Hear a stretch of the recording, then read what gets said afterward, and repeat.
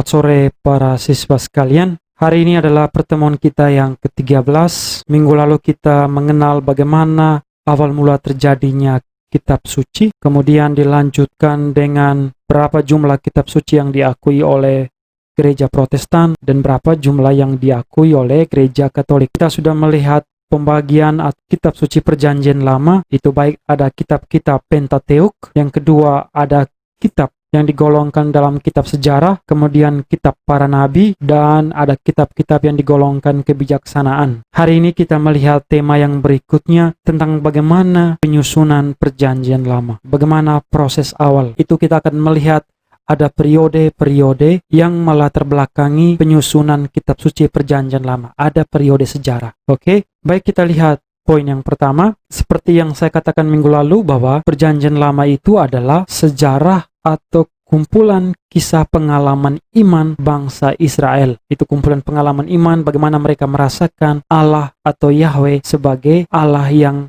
membawa atau memberikan keselamatan. Perjanjian Lama itu terdiri dari dua bagian penting, yakni yang digolongkan yang pertama kisah prasejarah dan ada kisah sejarah. Kisah prasejarah ini kita bisa lihat dalam Kejadian bab 1 sampai Kejadian bab 11. Itu semua digolongkan dalam periode prasejarah, sebelum sejarah. Oke, apa saja yang termasuk dalam kisah prasejarah? Itu ada kisah penciptaan alam semesta dan isinya. Yang kedua ada penciptaan manusia dan Taman Eden. Kemudian dilanjutkan dengan manusia jatuh ke dalam dosa, Adam dan Hawa. Kemudian ada kisah Kain dan Habel. Itu bagaimana kecemburuan antara salah seorang saudara kepada saudara kandungnya sendiri. Kemudian ada kisah tentang air bah. Kemudian kisah yang berikutnya tentang Menara Babel. Semua ini adalah dikategorikan dalam kisah prasejarah. Kita lihat yang berikutnya, kisah-kisah yang digolongkan dalam sejarah. Apa saja? Ada latar histori sejarah yang melatar belakangi proses kepenulisan Perjanjian Lama. Itu bermula dari 1800 sebelum Masehi sampai 50 Masehi. Apa saja yang tergolong ke dalam kisah sejarah? Yakni yang pertama itu kisah Abraham, Ishak dan Yakub. Ini adalah panggilan bapak-bapak bangsa, Ishak, Yakub ke Mesir. Kemudian peristiwa keluar dari Mesir, ini adalah peristiwa pembebasan dari perbudakan Mesir, Firaun. Yang ketiga masuk tanah terjanji, the promised land. Ini masuk dalam kisah sejarah. Dan yang keempat adalah zaman raja-raja sampai Yesus Kristus. Ini di mana bangsa Israel ketika dipimpin oleh raja-raja. Ya, ini kita akan lihat sebentar sampai zaman Yesus Kristus. Ini sampai zaman bagaimana kekaisaran Romawi menguasai wilayah Palestina. Ini di zaman Yesus, Masehi. Baik, dengan demikian kita dapat katakan bahwa proses kitab suci Perjanjian Lama itu dimulai pada saat awal sejarah Israel. Jadi, proses penulisan itu, penyusunan itu dimulai ketika sejarah Israel dimulai. Itu dikisahkan atau berkisar sekitar tahun 1800 sebelum Masehi. Mari kita lihat satu persatu periode-periode bermulanya atau proses penyusunan Perjanjian Lama. Kita lihat dulu periode yang pertama, itu rentang dari tahun 1800 sebelum Masehi sampai 1600 sebelum Masehi. Baik, penghitungan sebelum Masehi itu mundur ya dia, dari 800 sampai ke 600. Makin mengecil angkanya sampai ke Masehi. Apa yang terjadi pada periode ini? Pada periode ini yang terjadi adalah, ini adalah periode bapak-bapak bangsa. Yakni ada Abraham, ada Ishak, dan ada Yakub. Kemudian yang terjadi pada periode ini juga adalah, periode ini menandai awal atau mula sejarah bangsa Israel dengan panggilan Abraham. Itu dikisahkan dalam Kejadian bab 12. Karena Kejadian bab 11 sampai 1 tadi prasejarah. Kemudian selain Abraham dilanjutkan dengan kehidupan Ishak sampai Yakub. Dengan Yakub itu melahirkan 12 anak. Dan 12 anak ini yang menjadi 12 suku besar bangsa Israel. Itu adalah ke-12 anak dari Yakub. Dan apa yang terjadi pada periode ini, yakni sebagian kisah dari Kejadian bab 12 sampai bab 50 yang kita punya sekarang, yang kita miliki sekarang dalam kitab suci, itu berasal dari periode ini. Ya, itu dari Kejadian 12 sampai 50 itu berasal dari periode ini. Kita lihat periode berikutnya, yakni dari tahun 1600 sampai 1225 sebelum Masehi. Apa yang terjadi pada periode ini? Yang terjadi adalah kisah Yusuf dan keluarganya yang beranak pinak di Mesir, beranak cucu di Mesir, di mana Yusuf yang tidak dikenal Firaun ini membuat bangsa Israel menjadi budak di sana. Kemudian situasi berubah ketika Yusuf mulai dikenal Firaun di Mesir. Kemudian kisah pengutusan Allah atau Yahweh yang mengutus Musa untuk membebaskan Israel. Kemudian dilanjutkan dengan kisah perjanjian Israel dan Yahweh dan Allah di Sinai. Ini dikisahkan dalam Keluaran bab 19 sampai bab 24. Ini sangat penting ya, kitab Keluaran, Exodus. Baik, pada periode ini juga yang sangat penting adalah kisah bapak-bapak bangsa, kemudian kisah perbudakan Mesir, kisah tentang Musa, kisah tentang pembebasan, dan kisah Sinai. Ini sudah pelan-pelan diturunkan secara lisan. Ya, jadi berawal dari tahun 1800 tadi sampai 1600 itu masih dalam bentuk lisan.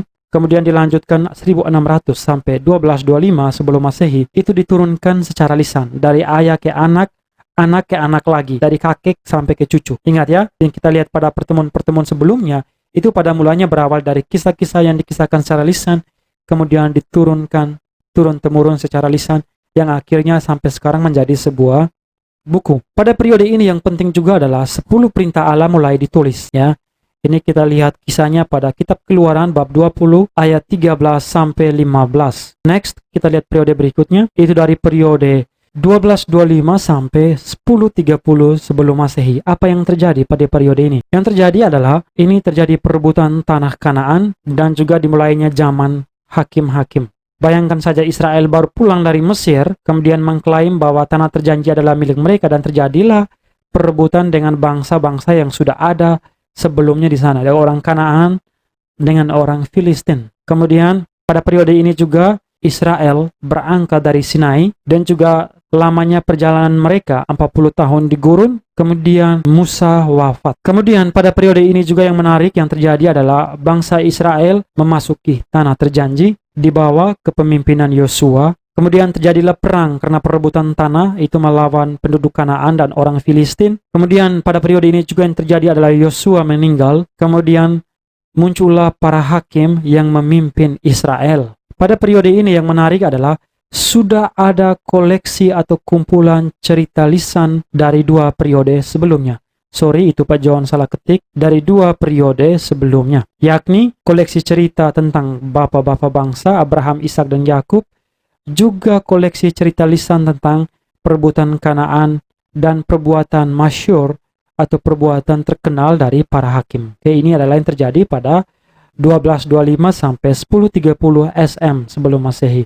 Next. Kemudian apa yang terjadi pada tahun 1030 sebelum Masehi sampai 930 sebelum Masehi? Di sini adalah kita memasuki periode satu kerajaan di mana Israel dipimpin oleh Saul, Daud, dan Salomo. Di sini Israel memasuki tahap baru kehidupan di mana Samuel menjadi hakim terakhir dan terbesar. Jadi di sini sebelum memasuki masa kerajaan itu Israel masih di bawah pimpinan para hakim ya, yang kita lihat pada periode sebelumnya. Dan Samuel ini merupakan hakim terakhir dan terbesar yang memimpin bangsa Israel memasuki zaman kerajaan ya. Jadi dia ini adalah hakim yang sangat penting karena menandai peralihan dari zaman hakim-hakim ke zaman kerajaan. Oke, ini Samuel. Jadi perlu diingat bahwa pada tahun 1030 tepatnya Israel menganut sistem kerajaan. Oke, di bawah kepemimpinan pemerintahan Raja Daud yang terkenal itu Salomo. Dan di bawah kepemimpinan 2 raja yang terkenal ini, Israel menjadi bangsa yang sangat ditakuti dan disegani di Timur Tengah. Baik, pada periode ini yang penting adalah untuk diingat bahwa sebagian cerita lisan, yakni tentang penciptaan di Taman Eden, manusia jatuh dalam dosa, Kain, Habel, tentang Nuh, air bah, tentang Menara Babel, Babilonia, kisah bapa bangsa, pembebasan Mesir, penggantian Raja Daud, kemudian beberapa bagian dari kitab Mazmur, dan kumpulan hukum, ini mulai ditulis sekitar 10-15% ya.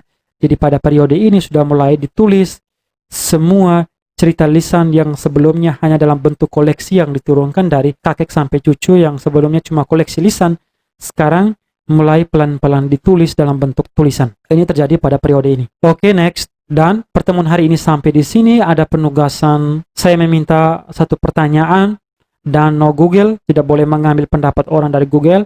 Ini saya ingatkan terus, tetapi kalian masih mengulangi, masih mengambil pendapat orang, dan bahkan ada yang kerjasama.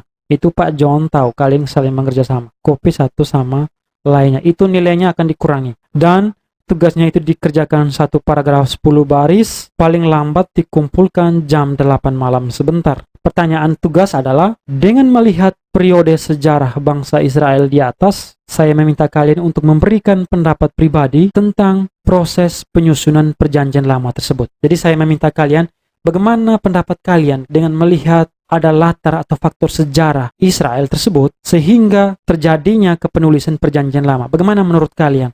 Apa yang ada di kepala kalian ketika membaca tentang periode-periode tersebut yang melatar belakangi proses awal kepenulisan perjanjian lama? Tulis apa saja yang ada di kepala kalian, kesan kalian atau pendapat kalian.